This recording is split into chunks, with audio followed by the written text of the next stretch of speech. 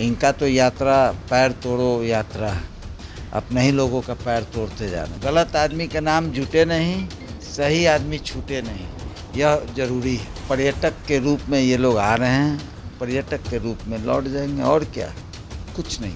पर्यटक मान रहे हैं राहुल गांधी और प्रियंका क्या, गांधी और को। क्या, और कुछ है क्या? कहीं ये तो नहीं ना एक दिन भी बिहार में कोई रुका है क्या? माननीय नीतीश कुमार के सामने जितना काम माननीय नीतीश कुमार ने किया है, किसी का है क्या हिम्मत कि इतना काम कर देगा? चाहे वो वृद्धा पेंशन का हो, 125 यूनिट का बात हो, बिजली का बात हो। अब आपके सरकार आपको घोल के पिला नहीं देगा। जिस तरह का भाषा का इस्तेमाल कर रहे हैं, घोल के कोई पिला नहीं देगा। अभी हमारे साथ बातचीत करने के लिए दीघा विधानसभा से भावी प्रत्याशी बिट्टू सिंह जी इनसे बातचीत करेंगे। सर, सबसे पहले तो स्वागत है। आपका भी बहुत बहुत धन्यवाद। सर, दीघा विधानसभा क्षेत्र से इस बार आपका उम्मीदवार है, आप उम्मीदवार है तो किस पार्टी से? बीजेपी, जदयू या फिर निर्दलीय या आरजेडी? अरे हम तो जदयू में हैं, तो जदयू का ही बात करेंगे।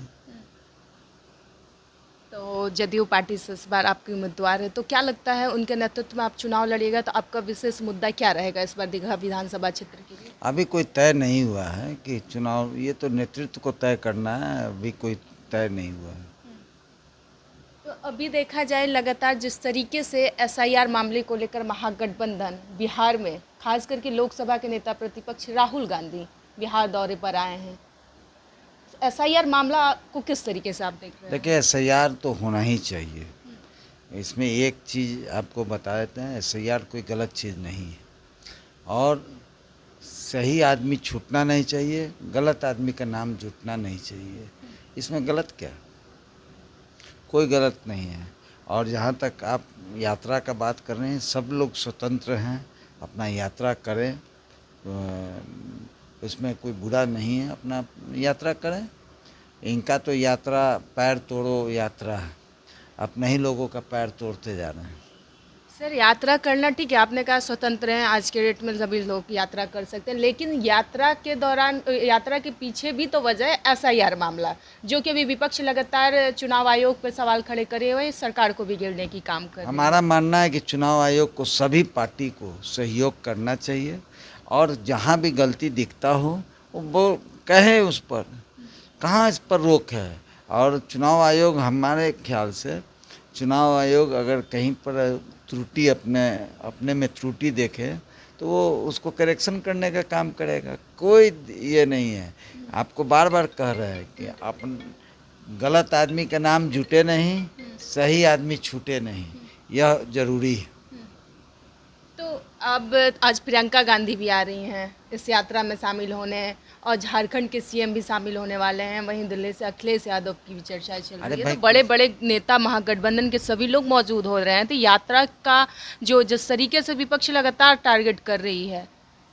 देखिए, किसी को मना नहीं है, चुनाव का समय है, लोग आएंगे, यात्रा करेंगे, और पर्यटक के रूप में ये लोग आ रहे हैं, पर्यटक के रूप में लौट जाएंगे, और क्या, कुछ नहीं है। पर्यटक मान रहे हैं राहुल गांधी, और क्या, प्रियंका गांधी और को। क्या, और कुछ है क्या? कहीं ये तो नहीं ना एक दिन भी बिहार में कोई रुका है क्या? 16 दिन से अरे यात्रा छोड़िए होती है, ना, 16 17 दिन से चलिए कहीं ना। डर तो नहीं है ना राहुल गांधी से किस कि बात? बिहार में अपना कांग्रेस वर्चस्व फिर से पुराने अंदाज में कहीं उभर ना जाए? किस बात का? माननीय नीतीश कुमार के सामने जितना काम माननीय नीतीश कुमार ने किया है, किसी का है क्या हिम्मत कि इतना काम कर देगा? चाहे वो वृद्धा पेंशन का हो, 125 यूनिट का बात हो, बिजली का बात हो, या आशा दीदी का बात हो, या किस क्षेत्र में सड़क का बात हो, क्या स्वास्थ्य का बात हो, किस क्षेत्र में आप बात करेंगे? नीतीश कुमार जी ने जो कर दिया है बिहार के लिए, अकल्पनीय है। नीतीश कुमार से सर कुछ सवाल हो जाएगी आपकी, क्योंकि जदयू से आप हैं, नीतीश कुमार के बारे में काफ़ी आप जानते होंगे, अनुभवी है। नीतीश कुमार को लेकर विपक्ष लगातार उनके मानसिक स्थिति को लेकर सवाल खड़े कर रही है, क्या लगता है कि नीतीश कुमार से अब बिहार नहीं संभल रहा है? व्याकुल भारत हैं जो इस तरह का बात कह रहे हैं, हमारा अपना मानना है। देखिए, किसी पर आरोप लगाना, और इतना घटिया तरीके से आरोप लगाना, ये दिखाता है कि कितना व्याकुलता है। आप अपने बातों को रखिए ना। आप उनके स्वास्थ्य के बारे में आप क्या जानते हैं? क्या हुआ है बता दीजिए, क्या हुआ?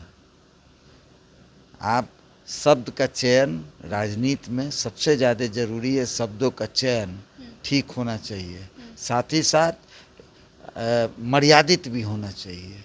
न मर्यादित हैं और न शब्द का चयन करने आता है, इससे बड़ा मूर्खई क्या होगा? तेजस्वी यादव अपने नीतीश कुमार को लेकर लगातार टारगेट करते हैं और वो काफ़ी ज़्यादा निशाना साध रहे हैं नीतीश कुमार को लेकर। उनका ही ये शब्द रह रहा है, जो अमर्यादित भाषा है वही इस्तेमाल कर रहे हैं, जो कि नीतीश कुमार जब उनके साथ थे, जब उनसे अलग हो गए तो उनको लेकर इस तरीके से लगातार आरोप लगा रहे हैं। हमको नहीं लगता है, मर्यादित रहना चाहिए। हमारा अपना मानना है कि राजनीति में बहुत बकवास करने से अच्छा है खामोश रहना।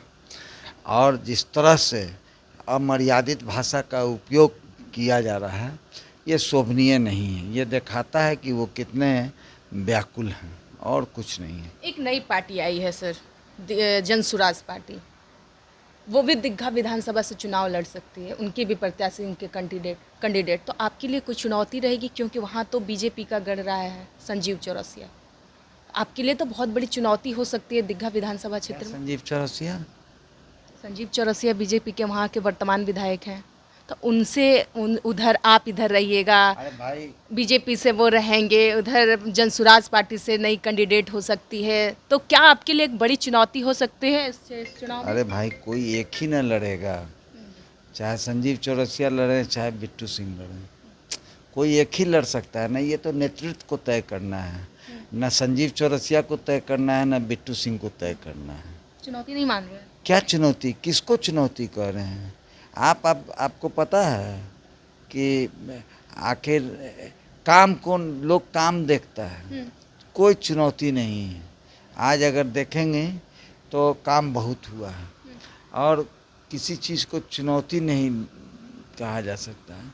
वो ठीक है, चुनाव में सब लोग आएंगे, उससे कोई चुनौती नहीं।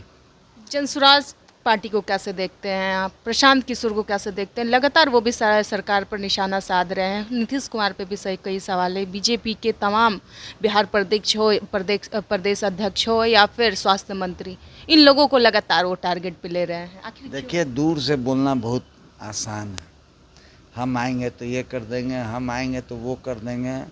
बोलना बहुत आसान है, करना बहुत कठिन है।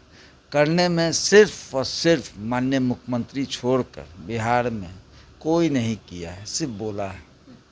आज आप देख लीजिए, 700 मेगावाट बिजली से लेके जब माननीय मुख्यमंत्री के हाथ में बागडोर मिला बिहार का, 700 मेगावाट से शुरू किए और आज आपको पता होना चाहिए कि 8,500 मेगावाट बिजली का खपत है बिहार में। ये है नीतीश कुमार। सड़कों का जाल जिस तरह से बिछा, आप कभी कल्पना कर सकते थे कि गंगा में 4 पुल हुआ करता था? आज कितना पुल है? कभी कोई कल्पना किया था क्या? जिस तरह से काम किया गया है, बोलना बहुत आसान है कि हम ऐसे कर देंगे, हम वैसे कर देंगे, कर नहीं पाइएगा जब सत्ता आ जाएगा आपके हाथ में। तो दावे कर रहे हैं प्रशांत किशोर, सिर्फ सड़कें से, सिर्फ पुल पुलिया बनाने से क्या हमारा बिहार बदल जाएगा? बिहार का स्थिति ठीक हो जाएगा? शिक्षा के मामले में भी फेल हो गया है बिहार, नीतीश कुमार शिक्षा नहीं दे रहे हैं। तब आपको एक जानकारी दे दें, आपको समझ होना चाहिए, flow the power and flow the communication.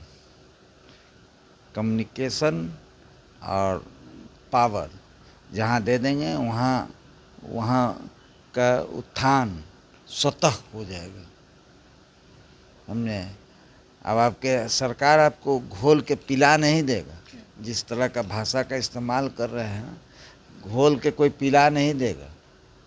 समय आप देखिए ना, शिक्षा में आज लड़कियां किस तरह से, आप उठ के जाइए ना, देखिए ना, थोड़ा सा बाहर निकलिए और देखिए कैसे झुंड में लड़की लोग साइकिल से जा रही है पोशाक पहन के स्कूल। ऐसा थोड़ी है। बहुत बहुत बदलाव आया है। कहना बहुत कठिन है, बहुत आसान है कि हम ये कर देंगे वो कर देंगे, कुछ नहीं कर पाइएगा।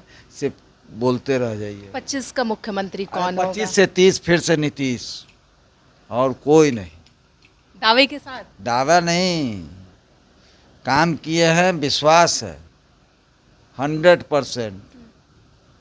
25 से 30 फिर से नीतीश।